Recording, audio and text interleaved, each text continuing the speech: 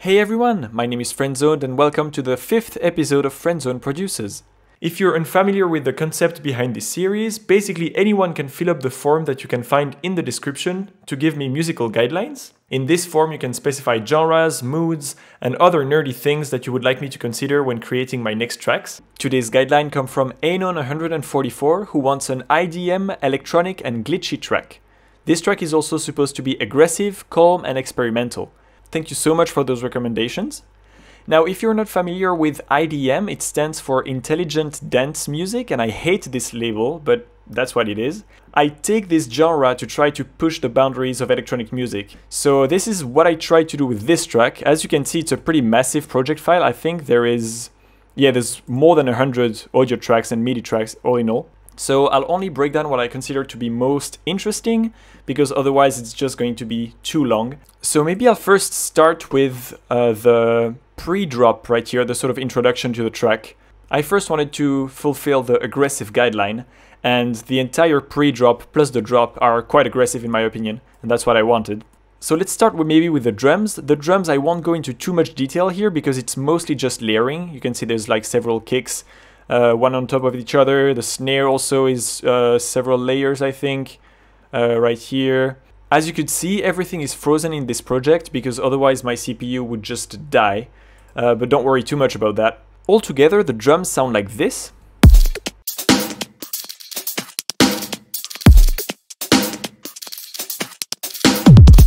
The interesting things happen in this clack and effects group right here.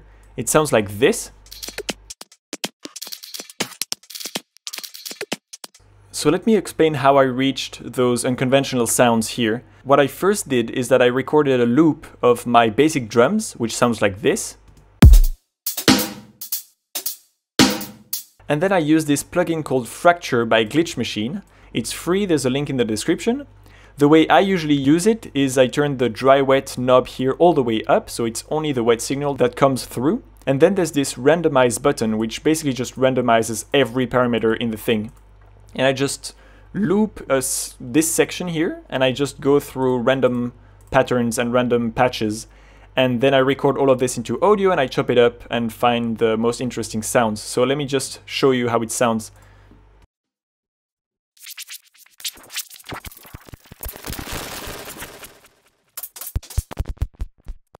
So this is only like one example of the kind of sounds that you can reach. Of course, you just have to find the golden gem that you're looking for afterwards.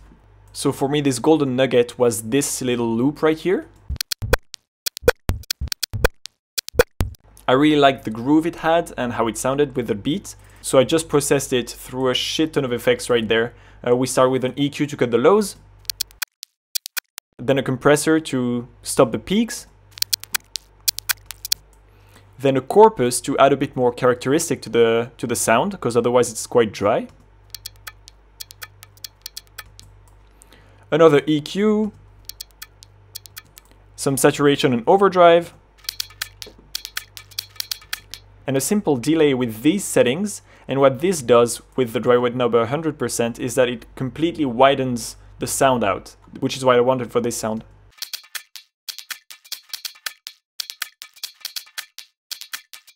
So this is how I designed most of the sounds as far as the drums are concerned. Now let's move on to the mid basses. They sound like this.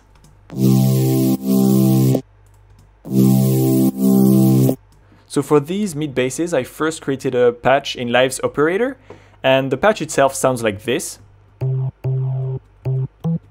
So nothing much, but then there's a shit ton of processing happening afterwards, as you can see. If I turn it on, it sounds like this. Really crispy. I won't go through all the details, but basically saturation, compression to bring out the crispiness of it. I have an overdrive erosion also for the high end of the spectrum, this little crispy, very, very crunchy high end. Compressor to make this pop out a bit more. I got two OTTs to compress everything even more. This auto filter here is modulated by the LFO you can see right here, and it gives a bit of movement to the whole thing. Multiband compression, well, more compression, limiting at the end, and it sounds like this.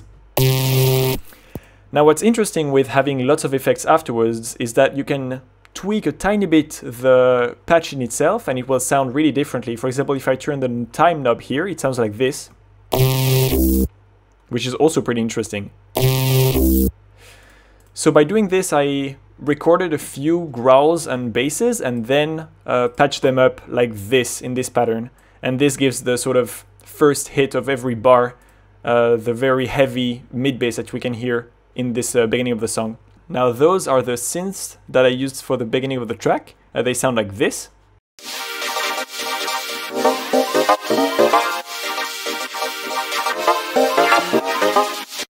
For example, this little chord progression here. I simply used Operator with an auto filter going like crazy, a bit of reverb. And what's interesting here is the arpeggiator MIDI plugin. It's set on chord trigger quite a bit of time throughout the song, you'll see later on. But what this does is that it triggers the entire chord that we can see here. So this entire chord will be triggered, then the next one, etc. And you can set a specific swing, rate, etc.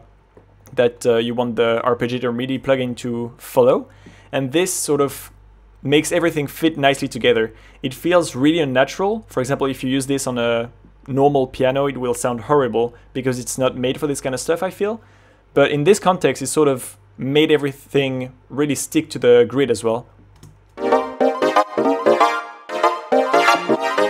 Now, as we progress through the pre-drop, we have another flip of those chords.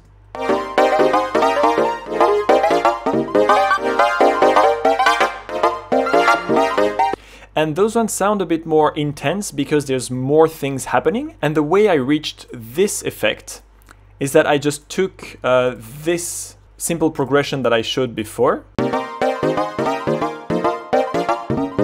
So it's basically the same deal as we saw before, but I set one MIDI and one audio track down there that would record whatever comes out of this.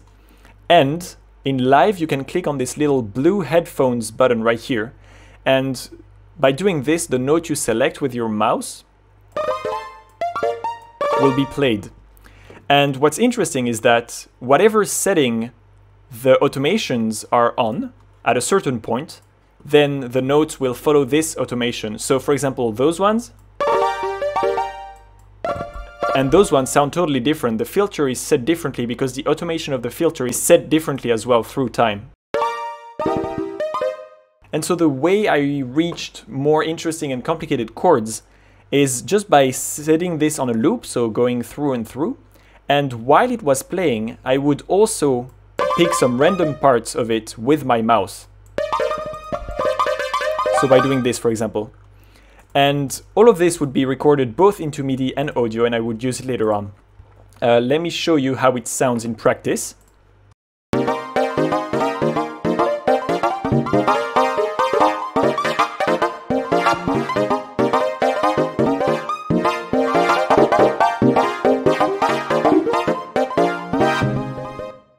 So this is sort of what it sounds like. Now for this trick to work in this case, I really needed the arpeggiator MIDI plugin, because if I do it again without it, first of all, it sounds like this. And if I do the mouse trick again, it sounds completely different. It really doesn't feel the way I want it to. So if you use this technique, please remember the arpeggiator. But this is how I came up with more interesting and more sort of full of energy chords towards the drop. Okay, so let's move on to the drop now. The drums, I won't talk about them too much because it's the same deal as before, but with more layers. So it sounds like this.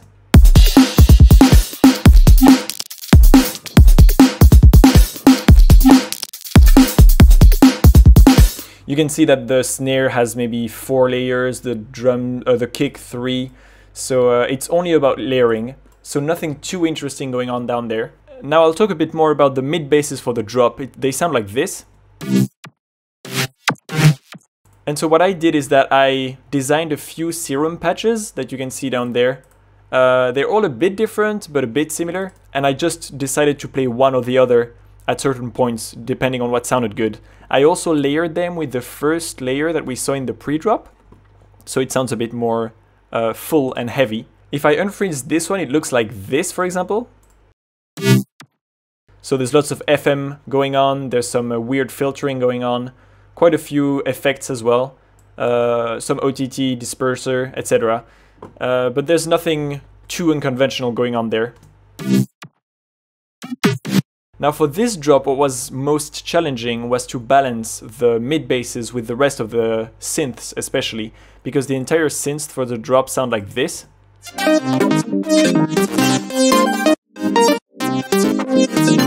They take up quite a bit of space in the spectrum, and I decided to tackle this issue by removing many frequencies of the synths when the mid basses were playing. So whenever a mid bass would hit, the synths would get quieter or get totally turned off. I'll explain this a bit more right now. So for example, here's my normal compressor that is activated by a chain that I have up there for every kick and snare. And here's another group of compression that is routed to another chain setting. And this one activates only when the mid basses are triggered. And the release is a bit longer, and what this does is that the volume of the whole synths group is dropped by a few decibels every time the mid bass hits. Same for this auto filter right there. It's also linked to the chain 2 with the sidechain on. And every time this hits with this envelope there, the low frequencies will be cut off for 150 milliseconds. So that gives a bit more room to breathe for the mid basses. It sounds like this without it. And with it sounds like this. So there's quite a bit of room left here. Now on top of this, you can also see here that the lead and fills tracks are sometimes turned on and off depending on the mid basses.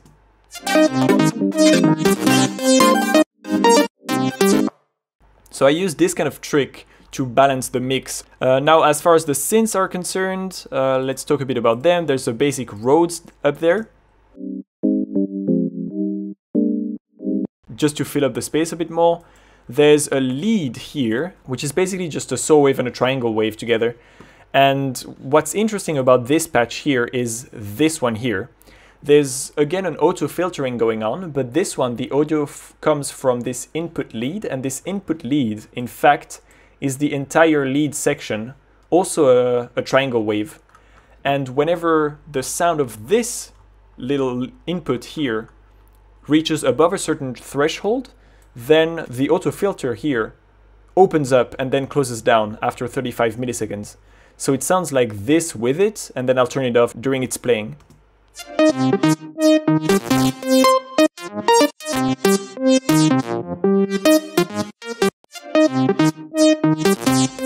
So this gives a bit more movement, especially to the higher end of the spectrum. Now there's maybe one other interesting thing to talk about here is this fills section.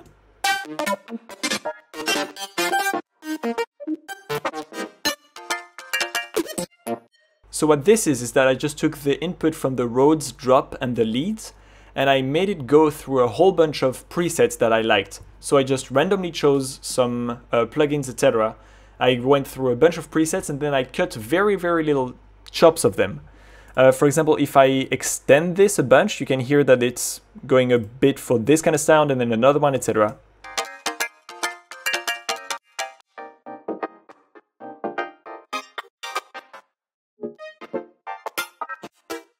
So by doing this kind of stuff, you can come up with many different sounds, and then you can chop them up so that you don't even recognize the preset they're coming from.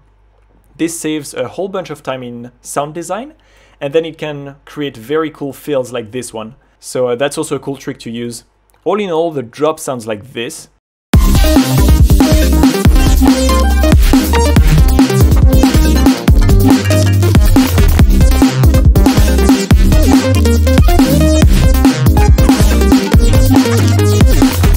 So this first section here covers the very aggressive part of the track. And there's also a calmer section that I introduced after that, so that it would fulfill the calm guideline as well. As a transition, I used the fills that we just saw beforehand in the first drop. I used them over here through the calmer section to remind the listener that it was still the same track, but a totally different world. Since it was a different world, I also introduced a new chord progression.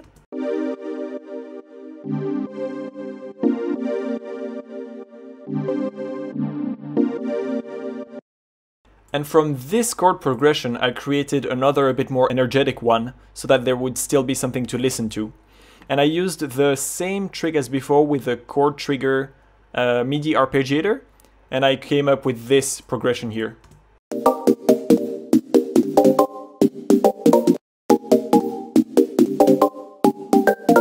So this is how important the MIDI plugin here is. If I turn it off, it sounds like this.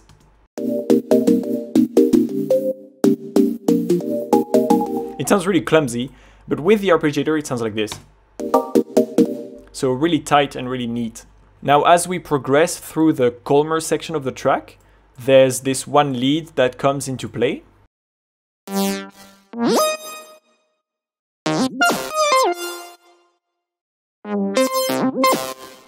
And so this is basically coming from the same lead as we've seen during the drop, but I modified it a bit and chopped it up so that it sounded a bit nicer and a bit more sparse.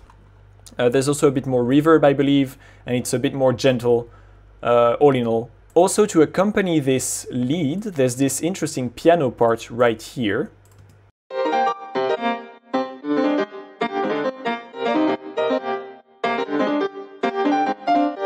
So this piano part is made of 3 different melodies, one playing on the left side of the spectrum, one on the right, and one in the center.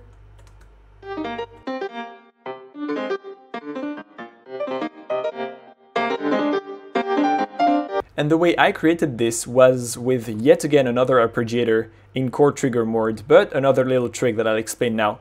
So I took the same chord progression but modified it a tiny bit so that it would suit sort of the rhythm that I wanted for the piano. It sounds like this.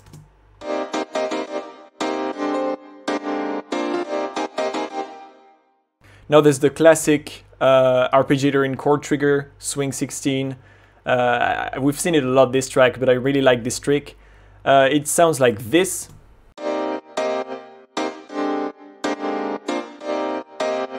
And with this arpeggiator, I added another one set on random other mode. And what this does is that it takes a random note from the first arpeggiator and plays it once at a time, every 16th note. So what I did is that I recorded a whole bunch of loops based on this, and then this gave me the different melodies that we've heard before. It sounds like this.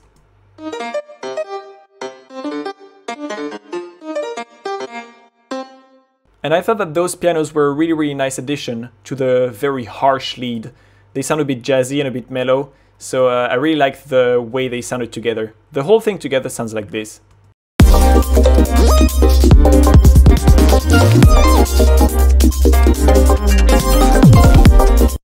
So there you go. That was what I consider to be the most interesting tricks that you could perhaps apply to your own productions as well.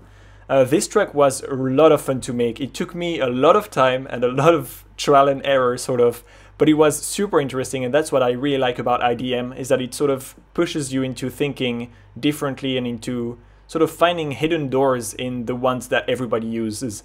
So props to Anon144 for your recommendations. Please send me other recommendations. I am always in need of new ones. Until then, take care, and I'll see you next time.